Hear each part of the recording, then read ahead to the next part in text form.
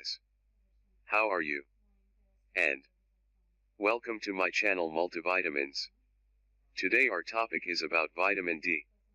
In vitamin D we will discuss about Number 1 animal sources. Number 2 quantity. Number 3 biochemical activities. Number 4 deficiency diseases. And what if it is excessive. So let's start in the name of Allah, the most beneficial. Vitamin D.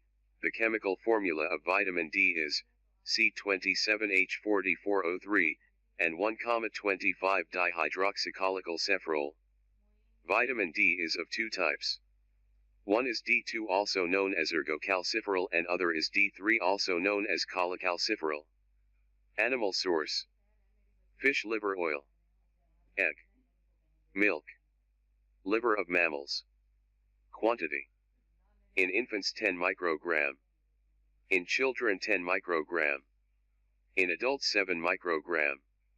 Biochemical activities: it increases calcium absorption from GIT, gastrointestinal tract, bones and renal tubule. Vitamin D regulates the blood level of calcium and phosphorus.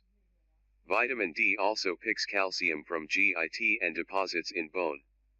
Deficiency diseases: rickets in children's, osteomalacia in adults. Toxicity: nausea, anorexia, digestive disturbance, polyuria, kidney stone, calcification of normal body's soft tissues. Now the other question is how vitamin D is activated in our body. Your body is designed to get the vitamin D it needs by producing it when your bare skin is exposed to sunlight. The part of the sun's rays that is important is ultraviolet B, UVB. This is the most natural way to get vitamin D. The amount of vitamin D you get from exposing your bare skin to the sun depends on the time of day.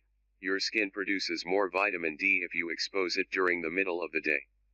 Where you live, the closer to the equator you live, the easier it is for you to produce vitamin D from sunlight all year round.